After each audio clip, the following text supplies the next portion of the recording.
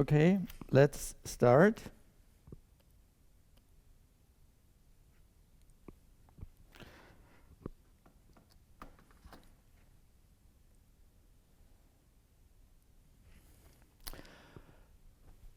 Okay, last week we have already treated the question of reliability of electronic devices, and as my background is automotive engineering, I have some examples here from reliability of components in a car. So the first thing to notice is that a modern car comprises very many sensors and electronic control units. Each of these is something like an embedded system consisting of several hundreds of components. And one of the ideas is that when you want to predict the reliability of such a system, you can take the reliability, or better, the failure rate of all components you have, and you sum them up. And so the total of all failure rates gives you an overall failure rate of your system. And in that case, you can estimate at least when the first device will fail.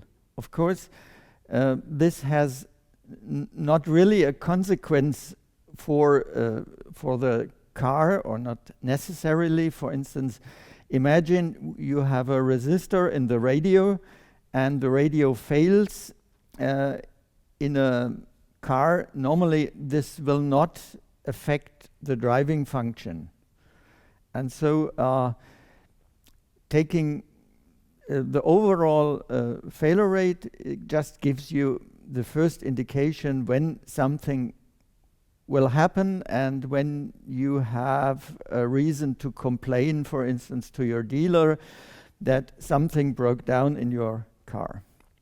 Okay, so we have seen, even in cars several decades ago, lighting, instruments, comfort and security, audio system and other system altogether gave rise to complaints, and maybe 1/4 of all cars that were sold had some problems in the first warranty period.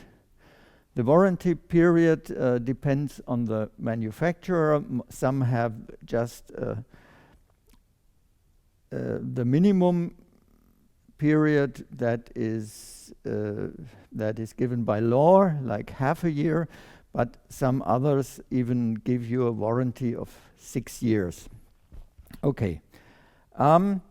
Now another point was that when you look at why something failed in such electronic control units, you can find out that it depends significantly how good your manufacturing was. So if your manufacturing is fine, that's the blue columns, then there is not much which has to do with failures and your manufacturing. Most of the failures are result of purchased components which have been assembled and then formed the complete system. On the other hand, in such assembly, you can make severe mistakes, and if that happens, these defects they dominate the failure history of your car. So that means it is important to achieve a quality level that is as high as possible. Okay, now let's have a look at failure rates. Again, also for your exam, it is mandatory that you know precisely what failure rate is. The failure rate is the portion of devices that fail per time. So imagine if we have 1 billion devices, 10 to the power of 9 devices, and we operate them for 1 hour. So let's say most of the cars in Germany together take all of the devices and operate them for an hour. Then you have 1 billion sample hours, and if of these 1 device would fail, then you have a failure rate of 1 FIT. So 1 FIT is 10 to the power of -9 failures per sample hour. Not per hour, but per sample hour.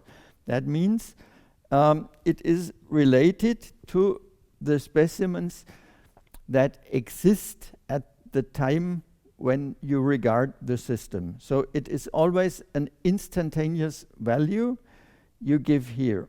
The failure rate and the density function is the same after short times of operation. Yeah? Because after short time, only few have failed, so the number of samples existing is still almost same like the total number of specimens you had. Okay, that is important to understand. And now let's regard failure rates of different devices. I must say it is extremely hard to find real data which are representative of field application. So the data here are from cars that were driving, let me say, it was maybe Volvo and Renault cars, and so from some bigger European manufacturers. And here electronic control units were regarded, and in fact it was anti-brake locking systems. And such a system, it has a microcontroller on it. Of course, it has a printed wiring board. As an anti-brake locking system switches relatively high currents, it needs power MOSFET for turning on and turning off the brake. Every computer needs a quartz or some device giving the frequency. We typically have an ASIC, which comprises the control software, and we have often also some smart power devices like this Power IC multiwatt, and many small devices. And now let's have a look at the failure rate in operation. And for instance, for microcontroller, that was roughly 250 FIT.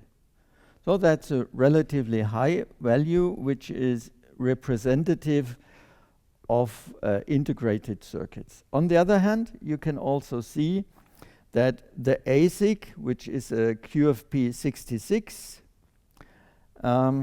which has a similar complexity, possibly it has more transistors than the microcontroller, and it has a lower failure rate. So that means you have typical failure rates of typical technologies, like CMOS technology, but there still can be a significant scatter in the data, so you can have a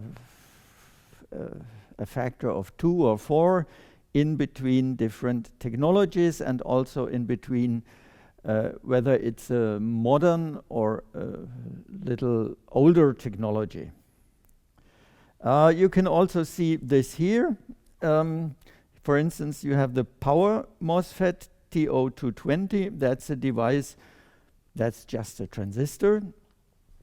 On the other hand, such a multiwatt 15, it is an integrated device. I would expect that it has a total of 6 transistors in it. And also, this is the more complex device, and also the power range is similar between the multiwatt and the MOSFET. The MOSFET has a significantly higher failure rate. But in the end, you could say failure rates for more complex IC are somewhere in the range of, let's say, 50 to 200 fit, while on the other hand, power devices have something between 50 and 100 fit for the device, and that's a device in a package. On the other hand, regarding just the small capacitors, here we have a failure rate which is only a few fit, but on the other hand, we frequently have 100 or 200 of capacitors on a board. So the total failure rate of all capacitors, again, is summing up to a value which is similar to the integrated devices. Okay, let me point out these data were from real field applications, and in that case we were investigating for a time of, let's say, 2 years after the devices were manufactured. And so it was mostly the warranty region and some time after that.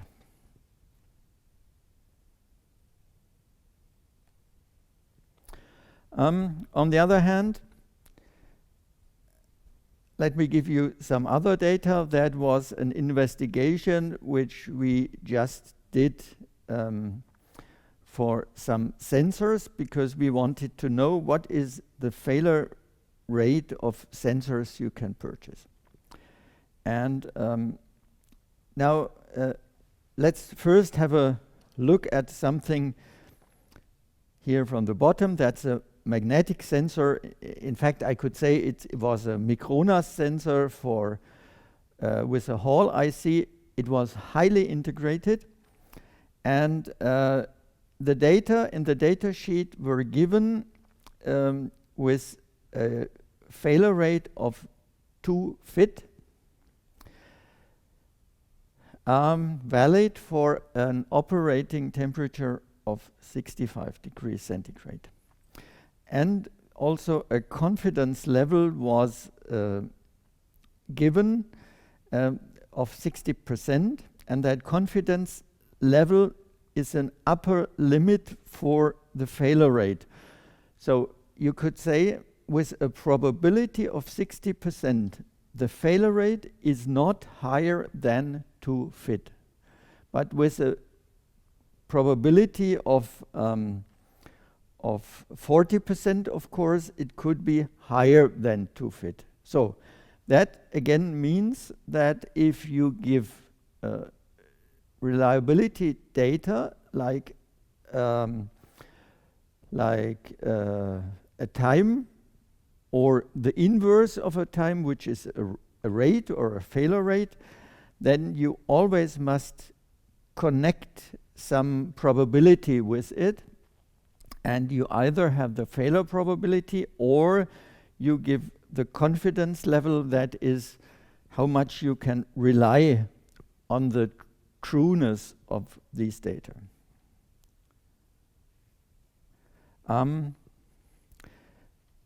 Now let's have a look at an acceleration sensor. That is a sensor provided by Bosch Sensitech, Bosch SensorTech.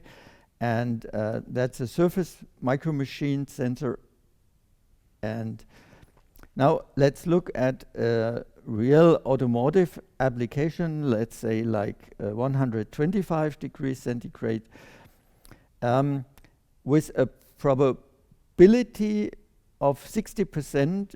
This failure rate is not higher than 33 fit.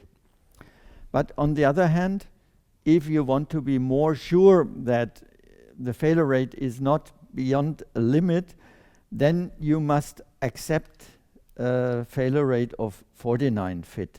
So you could say 60%, I'm sure that is not higher than 33 fit. So in fact, that means it could be higher or could be not. Yeah, 60% 60/40 is almost 50/50, yes? So on the other hand, if you want to be 90% sure, you must accept 49 fit. If you take the same device and regard it at 55 degrees centigrade, you have computed failure rates of 1 fit. Now that means such devices will almost never fail, operated at low temperature. And now we must regard whether these data are true. The big difference is that the data in the table here are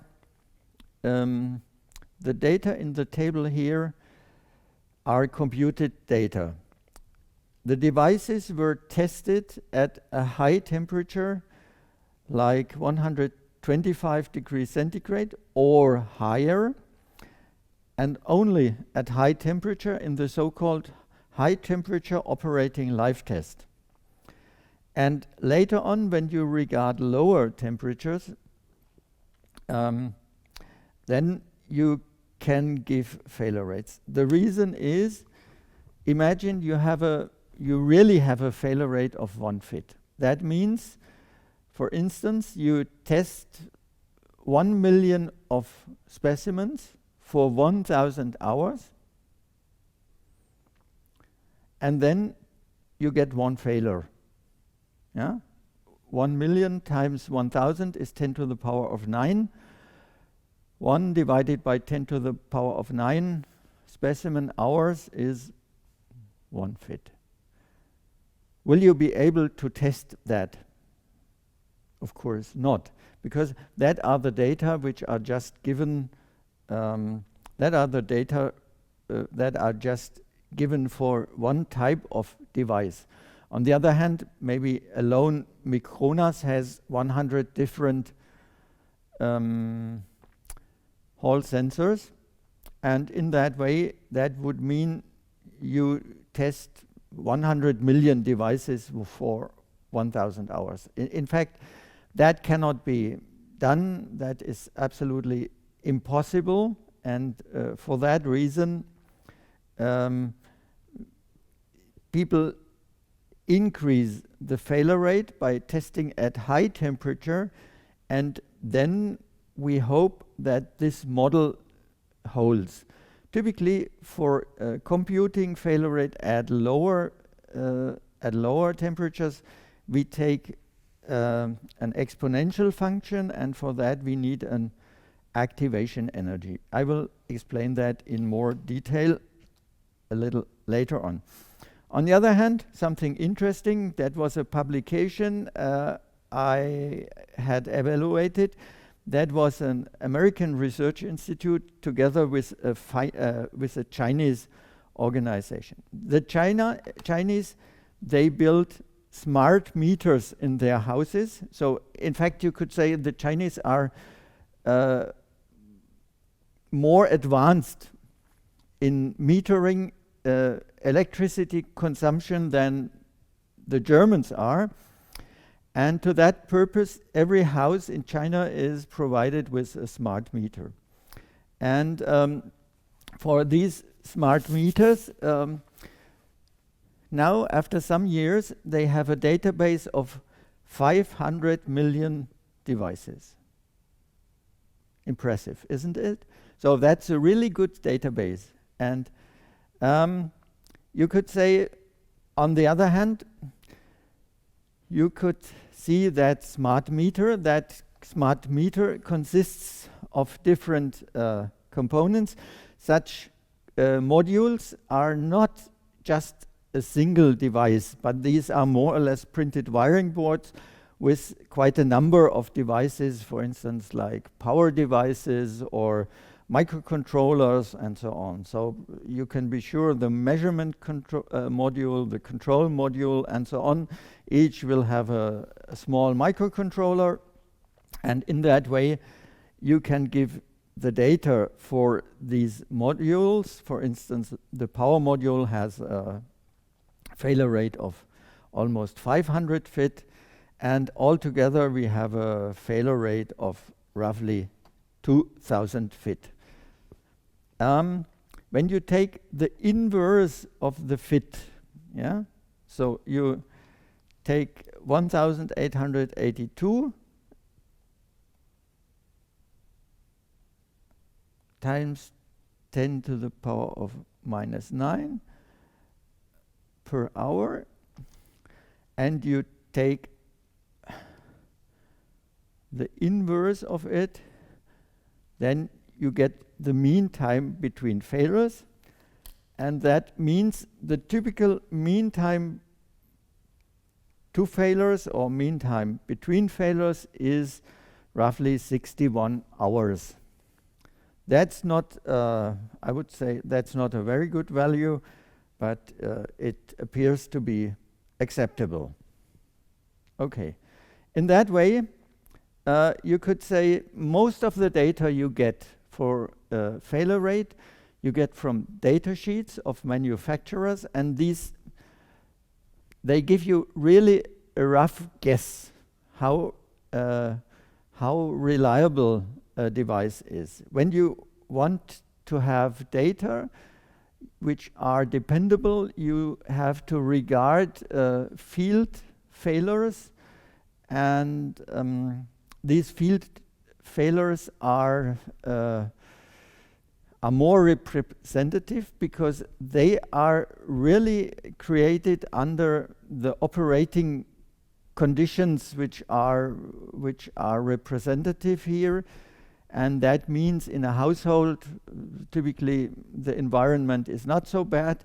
The Chinese found out that it makes a difference if the meters are mounted in a household in Manchuria, where you have very cold winters, or whether you have a household in Guangdong, for instance, which is in the south, where it is very warm. So the environment makes a big difference, and also the environment, is it in a car or is it in a household, makes a really significant difference. Now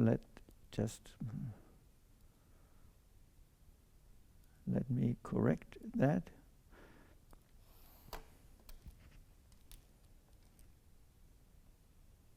Okay. Do you have questions?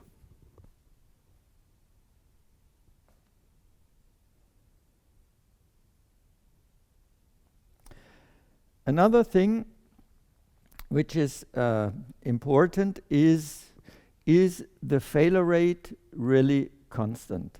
The failure rate I was giving for the electronic control unit was the failure rate we got more or less as the average behavior within a certain time, and that was within a time of 2 years after the manufacture of that device.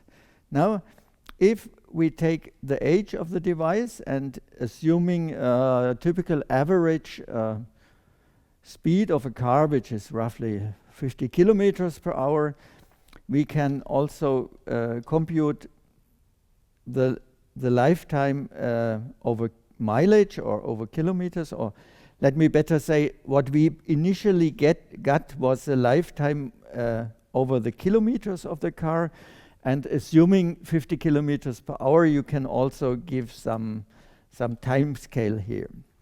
And when you look at how the numbers of failures increased over time, you can say, okay, initially there was a strong increase, but that increase, it flattened down until then we had a more or less constant slope here, as we can see here. And that means after a certain time we have a more or less low failure rate, but which is constant, while in the beginning we have a high failure rate which is decreasing. So the slope of the curve here represents the failure rate. Also, you can say most of the devices seem to have a quite similar functional behavior. On the other hand, what we have here is the printed wiring board. It has a somewhat different behavior. So here, initially, failures over time seem to be a more linear behavior, and then it flattens down. That is also due to the fact that these devices have different failure modes, and a PCB is not an electronic device, it's a more or less mechanical device. So that means, as a lesson to be learned for life, normally in all devices, the failure rate will initially be high and it will go down over time until we reach something like a steady state failure rate. As an exercise, in some weeks we will compute failure rates from the data we have here. Okay. And now when we take the slope of the curve, and from the slope of the curve we compute the failure rate, we can again see the failure rate here for the dashed curve. The failure rate will go down.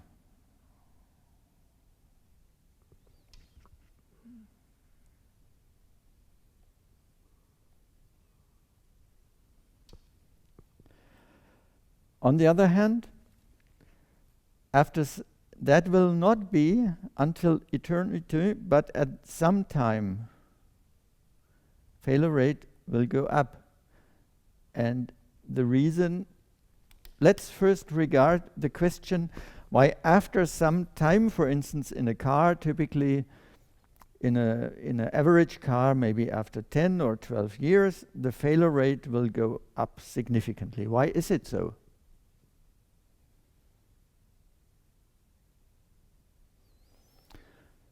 So here we must resort to question of fatigue. And fatigue means for a certain time we do not have failures, we do not have cracks. Possibly a crack can develop, but it will not lead to failure. And only after a certain time failures will occur, and that is so-called wear out.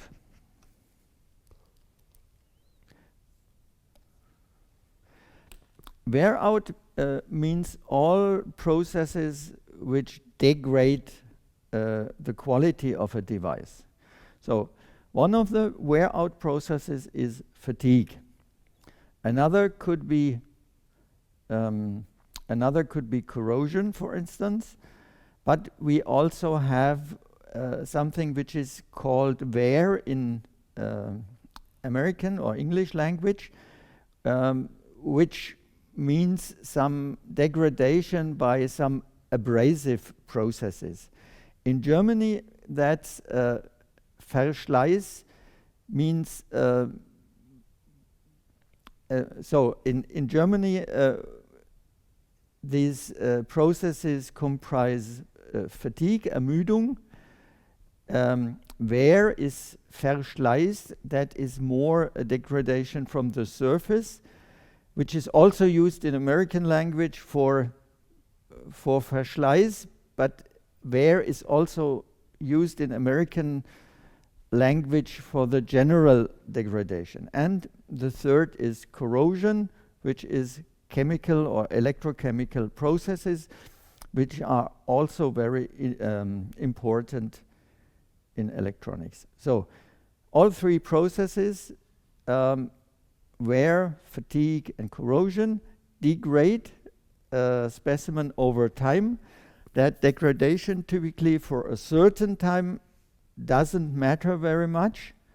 The device, maybe it develops a defect, but it will not fail, and only after a certain time, after the wear out time, the failure rate will increase significantly. On the other hand, Do you have an idea what are the factors that determine when wear out will begin?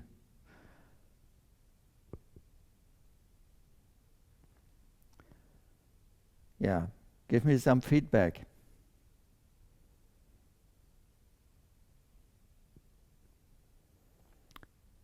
What determines when we will have start of wear out phase?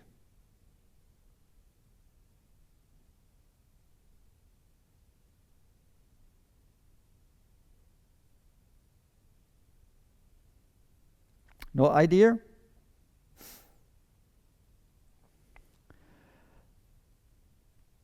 When will it fail? Of course, it will fail earlier when we have higher loads. So, yes, that means when the environment, for instance, is more harsh, that will lead to a stronger loading, and in that case, degradation processes will be faster. That means, for instance, looking at the SN curve, when we have a higher stress amplitude, the number of cycles will be lower. So that means, in some way, when the load to the sample is high compared to the strength of that sample, then failures will be earlier. And that means you can determine whether wear out will be here or whether it will be here or will be here. Yeah. What will determine it?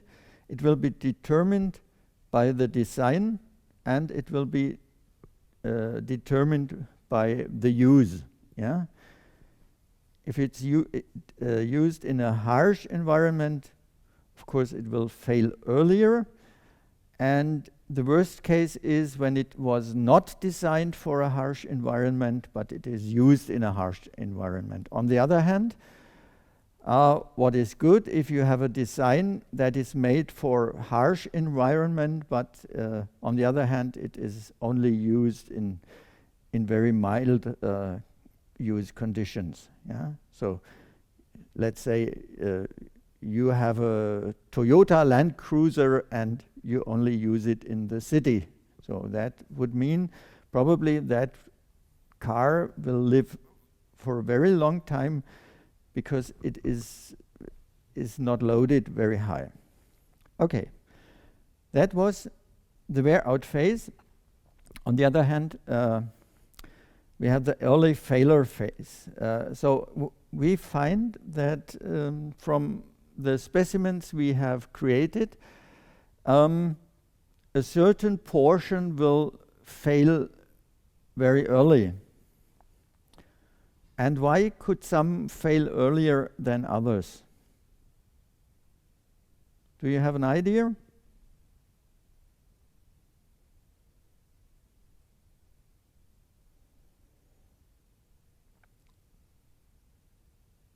So you just put a certain number of devices into action and some fail earlier, and some have even a premature failure much earlier than the designed lifetime. What is the reason for this?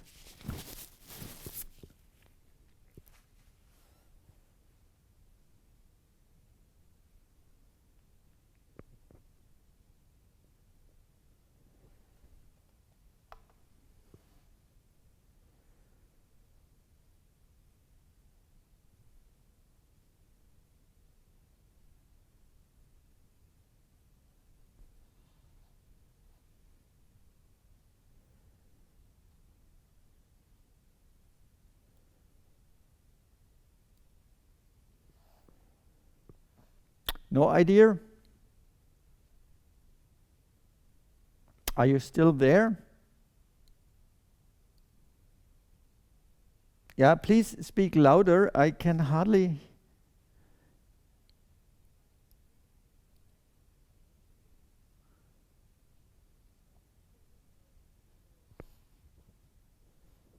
Unfortunately, it is.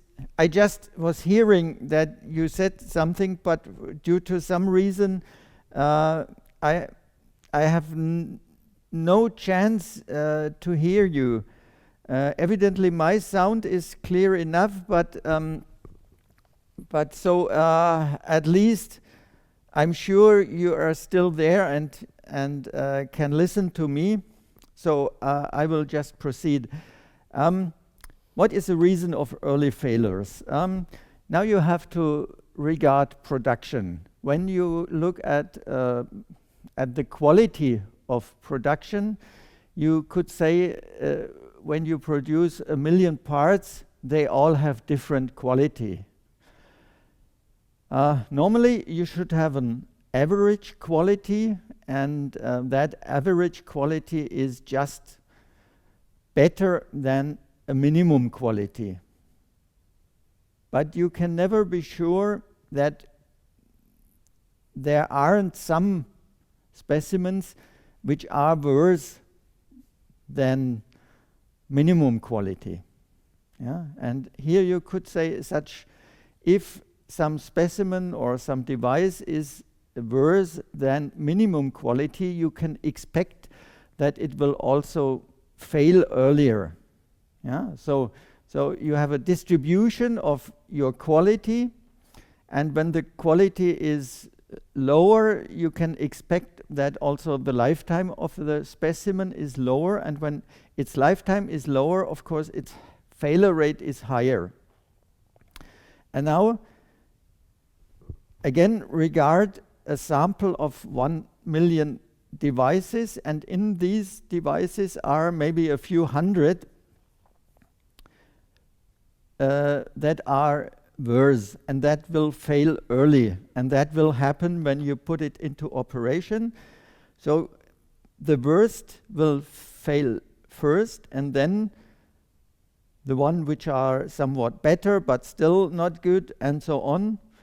And finally, they will, the bad ones or the low quality ones, they will in some way die out.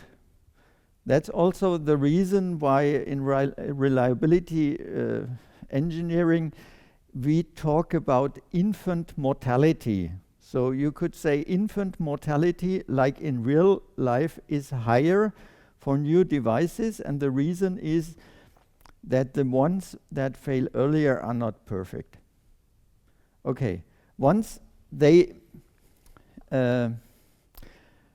these die out, so there are less and less, then we get a range where the failure is just determined by chance. Yeah, that's just a question of probability whether it will fail or not, and so you could expect a somewhat constant failure rate over a longer time until what? Until the wear out phase begins. Of course, you could also say when the design is not so good, also the general average or steady state failure rate will be higher, of course. Yes, that can also be affected. So you could also say by the design you can determine, is it here 1 fit, 10 fit, 100 fit or so. That can have an influence, but the infant mortality or the early failure rate is mostly determined by good or bad samples, bad specimens in your sample. Okay, that's the well-known bathtub curve, and it is important not only to know the shape of the curve, but it is still more important to understand what the reason behind that curve is, and also who is reliable. So to make it simple, or maybe to make it a little too simple, you could say for the wear out, it is the design. Is it a proper design? Is it not so good design? Is it conservative design? Is it more advanced design? on the other hand, you have, is it a good manufacturing or is it low quality manufacturing? So you can make a portion and you say early failures, the failure rate is medium and it is decreasing over time. The reason is bad ones die out. It's a scatter of the manufacturing and the defects. An example which is very important is bad solder joints. When we have the constant failure rate, the failure rate is very low and it is roughly constant. Possibly all specimens can fail, not only the bad ones, but also the good ones. It is random failures determined by random physical processes like fluctuations of temperature or electrical field or such things. And an example could be a dielectric breakdown. So that means when we have a dielectric like the gate oxide in a transistor, and there is a very high field strength, and after some time this dielectric could just break down, and that could lead to such a constant failure rate. And then we have wear-out failures. The failure rate is high and it is still increasing. And how long will it increase? Until all have failed. It is parts which are aged, or maybe it is better to write here degraded parts. That means more or less the design lifetime is exceeded. So the car was designed for 12 years, you use it for 20 years, you must be aware that something will fail very soon. Fatigue of interconnects, generally mechanical parts, is very important. Okay. Here we have the so-called Weibull exponent, and here it is important again to look at the Weibull curve. The Weibull curve says the number of failures, or the failed portion of time, is 1 minus e to the power of t divided by tau to the power of beta. And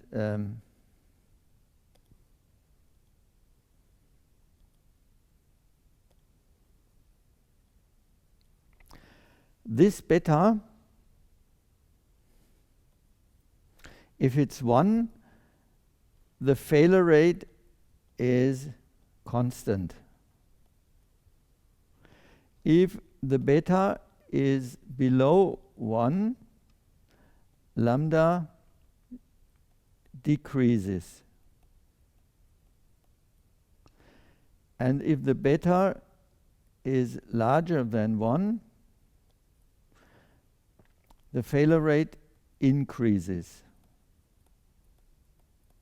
That was something we saw in the first lesson we had, and here again it is important that you really know about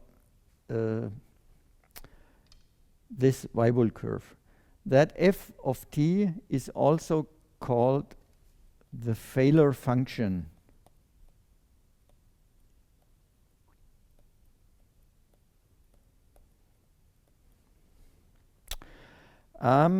Do not mix it up with failure rate. Yeah. Failure rate is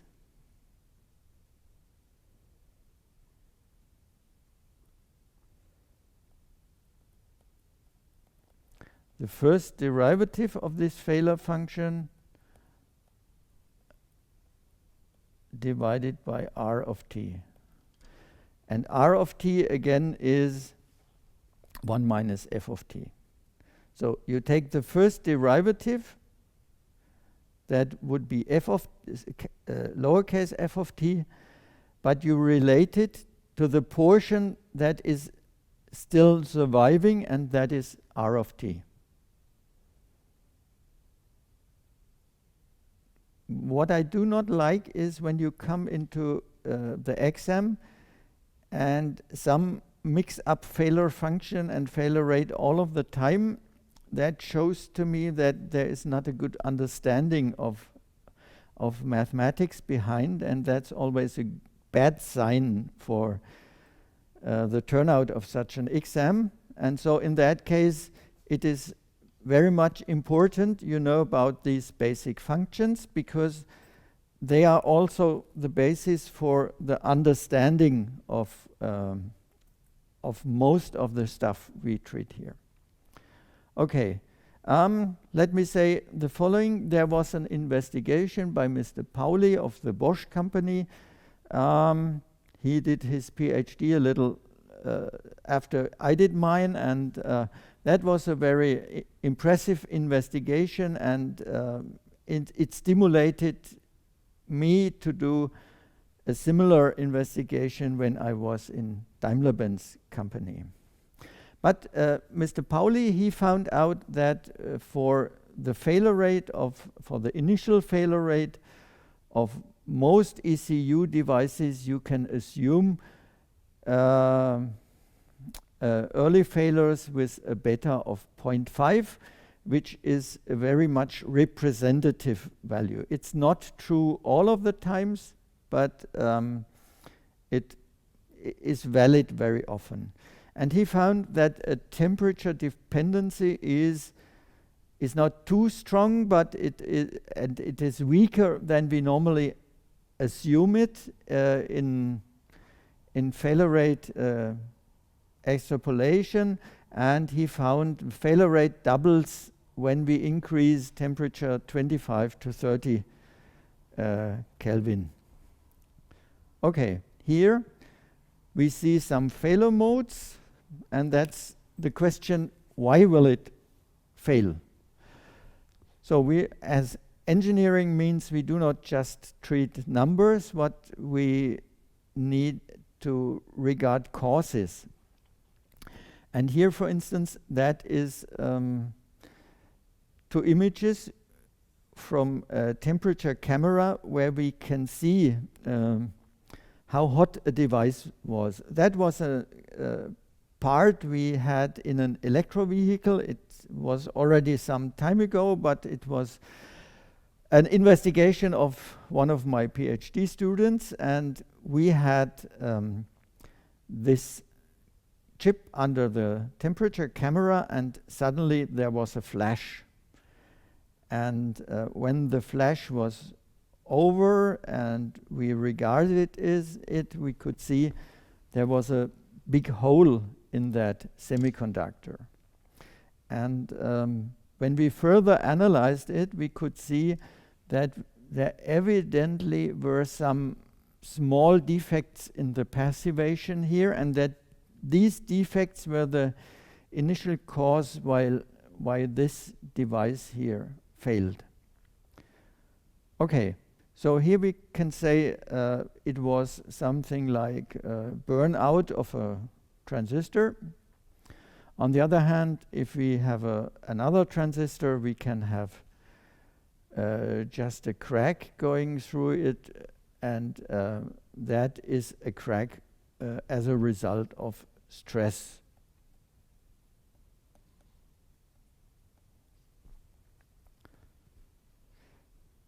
Again, that was a power device. Here, that is a chip capacitor. We look at it from top. Again, we have a problem of stress here. Question is, which stress is it? Is it the stress from soldering, or is it the stress from operation? So typically that is cycled, for instance, -40 plus 150 degrees centigrade, and that yields quite high stress. But on the other hand, we have the soldering at 260 degrees centigrade, and so the failure model is in soldering we have the first initial crack, and later on in the temperature cycling in operation the crack finally is breaking that device. So that means again, as in many cases, we have a multi-step failure mode. That was one of the latest images. That is a power device we were investigating in my lab.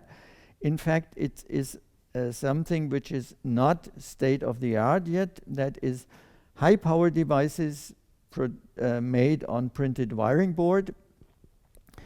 And still there is a lot to be developed, because here you can see we have very many competing failure modes. We have here the fatigue of the die attachment material. Yeah, we have cracks. On the other hand, we also have cracks here in the copper conductors. And the third defect we have here is we have lift of the bonding wires. So you could say that is a system which is really at its limit, because for a certain test condition we initiated 3 different failure modes, and all at the same time. Here you could say that's a force failure mode, and in that way that means you always have to regard what fails here. And what is also clear, when you eliminate one failure mode here, like the wire bond lift off, you still have 2 other failure modes to deal with. Here in that case, probably my consequence would be do not use such a device under such severe conditions. You must reduce the maximum temperature, you must reduce the maximum power. So in fact, that device was tested under conditions where it was not really fit for. That's an interesting one. That's a corrosion defect. So normally all electronic devices we have in a car, they are coated. Though you either have some kind of resist, you have the solder resist here, and you have another additional resist after the soldering. So it's some kind of varnish, or you do some lacquering of the device, so it is coated. But that coating costs money, and people in production, in very competitive markets, they always want to save money. And here, that was a test which was a so-called 85-85 test. What is it? That means 85% relative humidity at 85 degrees centigrade. Of course, in America it's not 85, but then you have to give Fahrenheit, but here in Europe it's 85-85 test, if you want to say it in a short way. So what does it mean? Normally, you would not expect that you have condensation.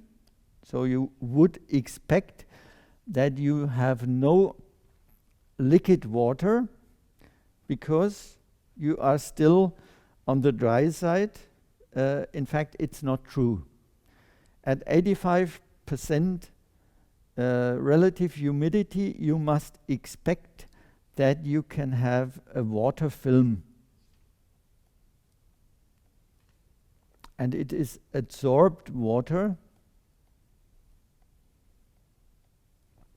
And water is adsorbed below 100% because we have impurities, and these impurities, they have a chemical or physical binding to the water, and though they pull the water, and in chemistry you say they are hygroscopic, yeah, and hygroscopy means you get water here. And what happens if you have a water film? Then you could say you have polarity plus and minus, and one of these is the cathode and the other is the anode.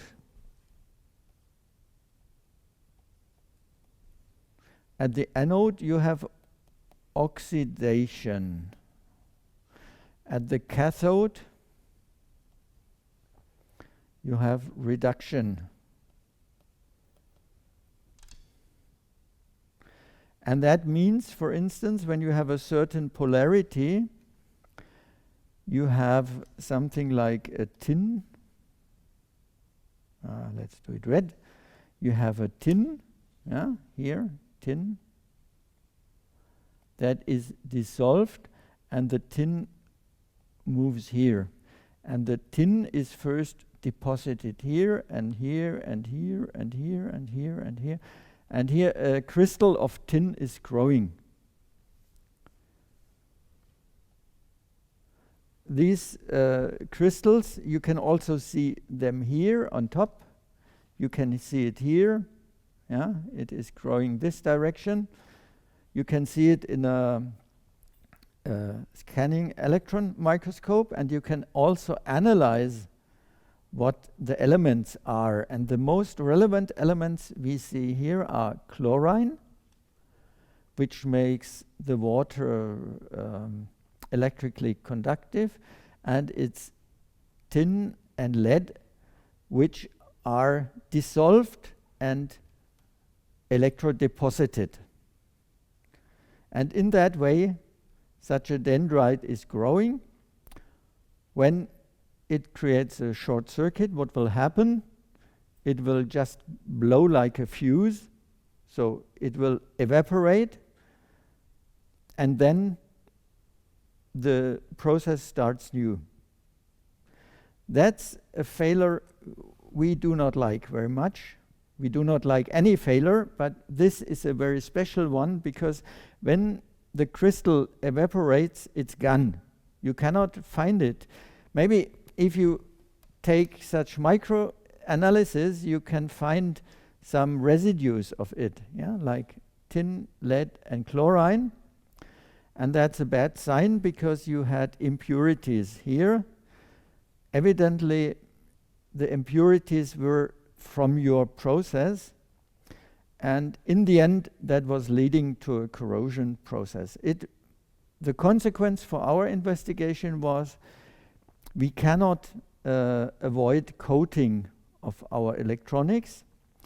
The second consequence was that even if you do a coating, you can have such a process, because such resist you put on your board is not hermetic, but you still have water diffusion through that resin. Okay, here's another thing. That was a dissertation of David Pustan some years ago in my lab. He did his investigation together with Daimler company and with Bosch company. And you can see here that is a fatigue crack going through that solder ball here. It's really a fatigue phenomenon. You can also see these large crystals we have here. And the result is that there is a wear out phase, and it only takes a few cycles until the crack goes completely through this solder ball, and the consequence will be an electrical failure. As long as the crack is only this long here, it's not a failure. You will hardly be able to detect that there is such a crack. But at some point of time, you will have you will break the circuit, and in that way you will have an electrical failure. Summary of the failure situation. When you look at devices, you are dependent on state of the art. Yeah, you cannot have better devices than you can purchase, and it is important that you get devices which are state of the art regarded to quality level. Generally, the fabrication technology, if it's not sufficient, will lead to a high risk of failure. Just to give you an example, that is a solder ball which had a pore inside. Of course, it is to be expected that such a solder ball is very weak. That's an example of the so-called cratering we have. That is a defect which can be a result of wire bonding. So if the wire bonding is not done properly, we can create a crack here, and that crack will grow during operation. Again, it's a defect already introduced in production, but it will later on lead to failure in the field. That here is an example. We had from the solder joints, that was something from the ECUs, when the soldering was not proper, and on the other hand, when there was vibration in the system, we had cracks. You can see the crack here on top. You can hardly see anything, but you can see here the crack goes all through this joint, and in that way, of course, you soon will have a failure. Generally, summing up, we have a total of roughly 20 different failure modes in one type of a integrated circuit. When we look at PCB assemblies, so on the module level, we have typically another 10 failure modes, and this is how it fails and what fails. And then we have the reason why it fails, like temperature cycling, 85 conditions or so, and that's the physical failure causes. So you could say there are roughly 10 important physical failure causes, and they stimulate in your system roughly 30 different failure modes. And on the other hand, you also must keep in mind, as we have seen, the loads and we have are not constant. So normally in a car we do not have constant 85 conditions. Also we have not just -40 plus 150 cycling, but we have also other cycles like 0 degree to 70 degree, but that more often. And on the other hand, we also find that we have both early failures and we have wear-out failures. So the situation is quite complex, and that means alone making reliability on device level and on module level is quite demanding. So looking at these failure causes, maybe we can reduce it a little, and generally an investigation that was something by, I think, American Air Force was showing that 55% of all failures has to do with temperature. That doesn't mean temperature alone, and also it means just the environmental conditions. So that is what comes from the outside to our module. We have vibration, and let me tell you that in the time since this investigation was done, vibration has been much more important, and there is much more attention paid to vibration now than it was at that time. Also, humidity is seen as a severe factor, and another thing which is typical of, let's say, outdoor applications is something like dust or similar impurities. So there is just dirt on our electronics, and that dirt can either contain contaminating substances, or it can trap moisture, and so on. Okay, so we see that are environmental failure factors, and that are external loads. But on the other hand, it is also important that we cannot neglect internal stress factors. If you want to make a simple experiment, is you take your personal computer, and it typically has a fan, and you just pull off the power supply for your fan. What will happen? Maybe it will be within 15 seconds or so, your computer will just reset. Yeah? Your computer will not work anymore, and that's just too high temperature. So the internal operating conditions, they comprise voltage, current, and power, and these can do damage to your computer. Another thing is condensation.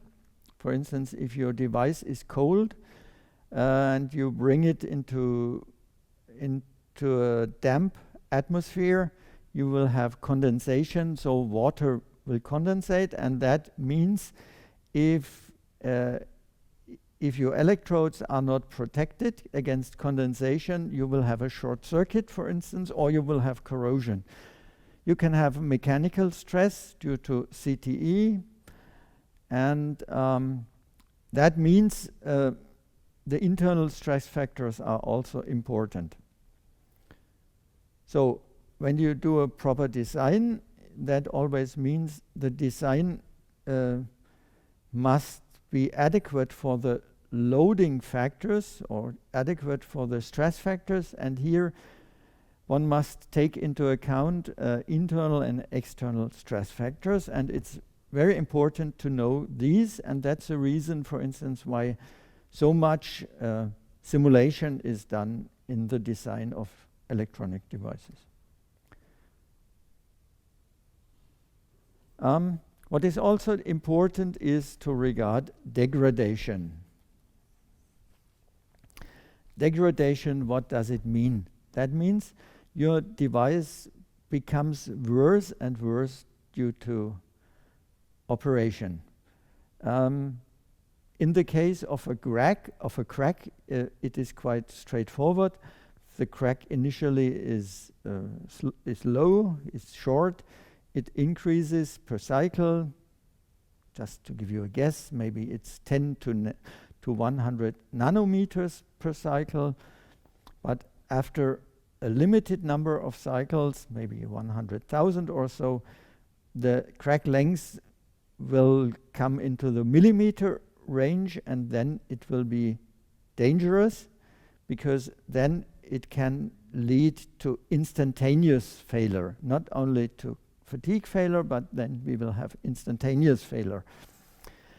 And that means growth of crack is one example of degradation. Also, you could imagine something like you have a glued interface, so it's an interface between epoxy and copper, for instance, and if there is water diffusion along the interface will be weaker and weaker, because some of the chemical bonds are just cracked, and that means the strength of the interface is reduced, and that again is a degradation process. So here we come to the model, which is the load versus strength concept of reliability. Imagine we have a distribution of strengths in our specimens, and strengths can be defined in quite different terms. It could be a tensile strength, it could be a stress intensity, it could be a dielectric field breakdown strength, for instance. And in that way, we have the strength against that loading factor. And typically, the distribution function is something like a Gauss distribution. The better your manufacturing is, the narrower this distribution is.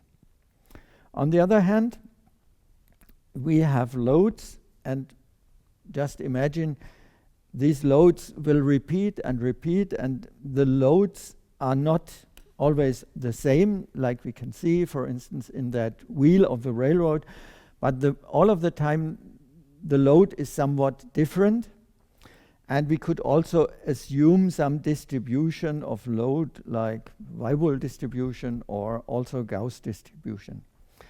And now imagine we have one specimen which has this strength, and we generate a load which is just a little lower, a little higher than that strength. What will happen? Specifically, that specimen will break. Yeah. So always in a repetitive load, the specimen will break, which is weaker than the load which is subjected to it. So that means in the end we can give a formula, and the formula gives this area. And that's after, for these two distributions of load and strength, that is the portion of specimens that will fail. That's this area here. That means, of course, the stronger ones, they will not fail, but the weaker ones. Another thing is when we look at the strength of our specimens, when we have degradation, the strength will decrease. And what is the consequence for the overlap of these two curves? That means when the strength decreases, the overlap is higher. And that means, again, here we have this intermediate failure probability of the overlap from strength and load. And that means when the strength degrades, normally strength is not increased in operation, but it is decreased, then the portion which is expected to fail will increase. And that is already something which has nothing to do with wear out. It's just a question of the distributions of load and strength. And that means we can predict how many will fail under a certain load profile when we have a certain strength profile. Again, that means when we increase the strength, we put this to the right, the probability of failure is quite low. And that's, for instance, one of the reasons why often mechanical systems are so good and reliable. very frequently we have a safety factor of 2 between the load of the design and the real strength. And when we have a safety factor of 2 or more, the overlap, especially when there are narrow distributions, the overlap is so low that we can say, no, it will not fail. The chance of failure is extremely low. And that's one of the, let's say, secrets why often mechanical systems are very good as long as we do not regard additional processes, for instance, like fatigue. Now let's have another look at external factors which have an influence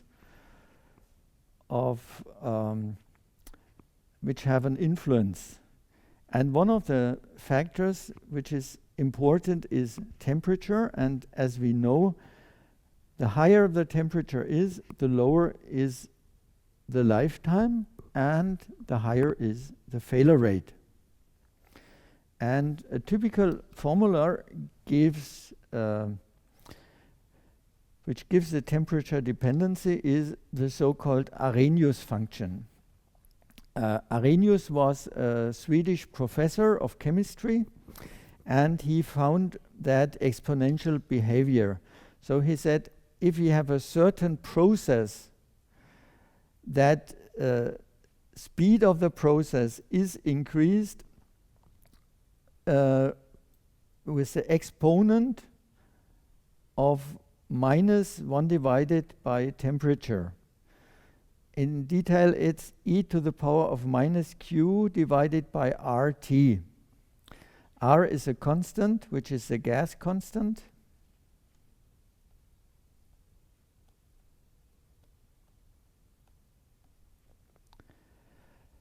T is the temperature in Kelvin. So if you want to use Celsius, you must add 273. So here you get the Kelvin temperature, and Q is the activation energy. Typically, you could say that is the formula like the chemists use them. The physicists use the formula in a somewhat different way. Here we also take an activation energy, but the activation energy here is taken in electron volts. And here we have the Boltzmann constant.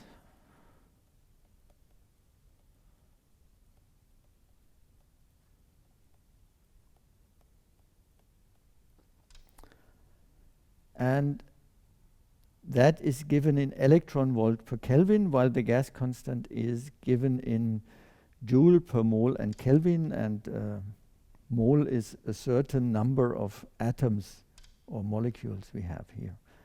So typically in this lecture here we give it in electron volts, and typical E activation energy is something like 0.1 to, let's say, 5 electron volts. So that's the range we can find for activation energies. And if we take this value and multiply it with 100, then we roughly get the activation energy Q in kilojoule per mole. Okay. The activation energy, when we give it in electron volts, you could say it is just related to a single molecule here. Okay, that is the most basic function we use for temperature dependency, and that Arrhenius function is not only important when we have pure temperature dependency, but it is also very frequently important when we have combinations of temperature dependency with other dependencies like humidity or like voltage or like temperature, amplitude, and so on. So that Arrhenius function is really important, and in that way we must understand it. Unfortunately, Arrhenius function is also often misunderstood. It is just a description and a model, and you must use it in a very wise way, otherwise you get very wrong data. So typically you could say Arrhenius function is not only relevant for the steady state failure rate, but it is also for degradation process. For instance, if you have some aging process, you could say the aging speed is, or degradation speed is, something just according to this Arrhenius function. On the other hand, if we have temperature cycling, we have typically the Coffin-Manson equation, which gives us the number of cycles to failure is a constant times delta T to the power of minus Q. And that means when the delta T increases, the number of cycles goes down. That is, for instance, wire bond fatigue or solder joint fatigue.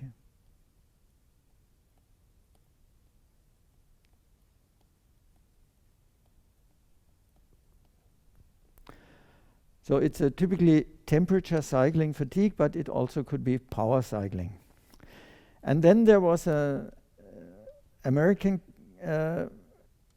guy, or two guys, Norris and Landsberg, and they said, okay, that's too simple, we must have more factors.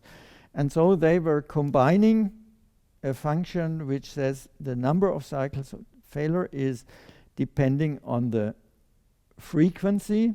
So this formula says if the frequency is higher, also the number of cycles to failure will be higher. That's not always true, but in their formula they were using it. Then we had this delta T to the power of Q or minus Q, and again they said we have this Arrhenius portion here. That means when we have temperature cycling, and at the same time, if it's at a higher temperature level, the number of cycles will be lower in that case. Okay, and in that way we can have different models which describe the lifetime of a sample as a function of external conditions which act on our device. Just to give you here an example, that was a simple computation I did in Excel. That is, the failure rate is a function of a basic failure rate times e to the power of minus EA divided by KT. And now we take typical values of activation energy. So the activation energy which is used for extrapolation of failure data is either 0.7 or 1 electron volts. So imagine we would have tested at 125 and we want to know the failure rate at 200. Then you could say the failure rate we get here is something like 2 times 10 to the power of 3.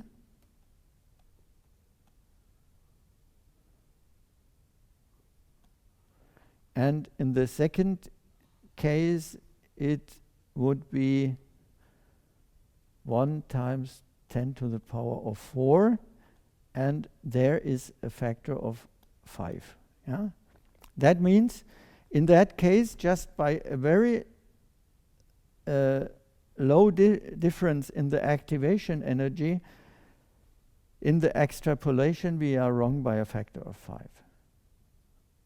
And that means the activation energy is really important, and in fact you can only do an extrapolation when you really know the activation energy.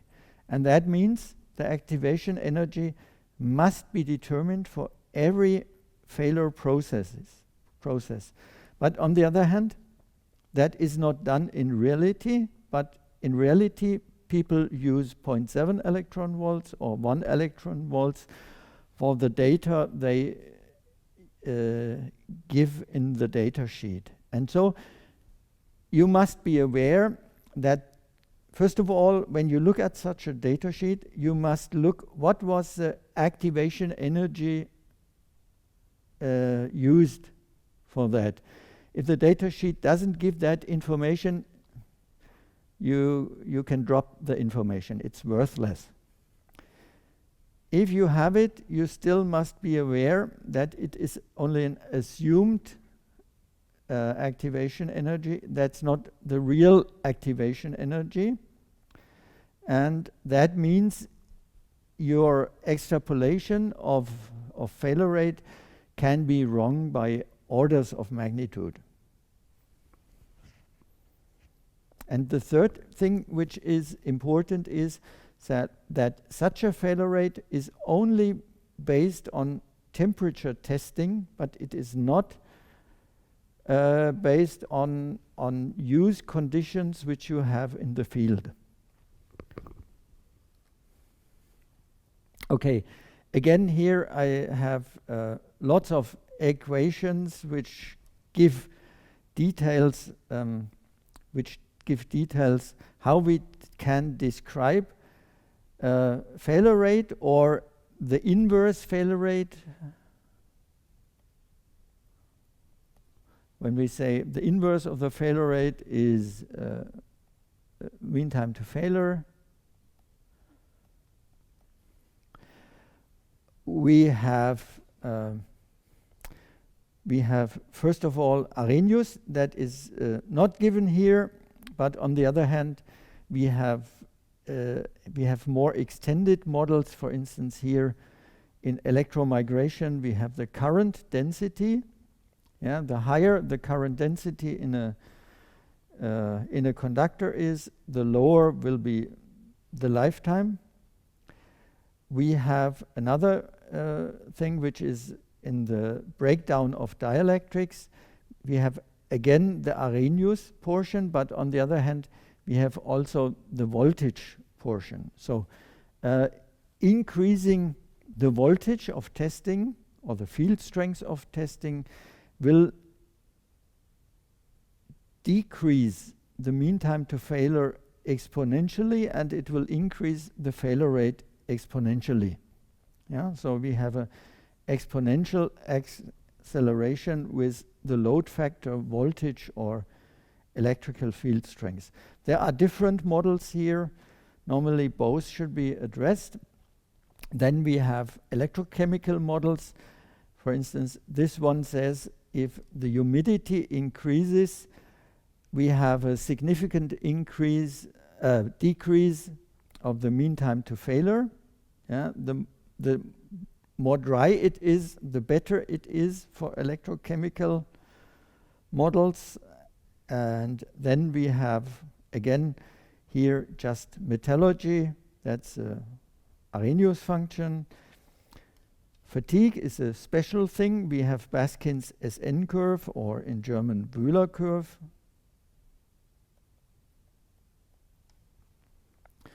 And we have low cycle fatigue. That's a more complex function compared to the function we have seen here, but it's more or less the same function.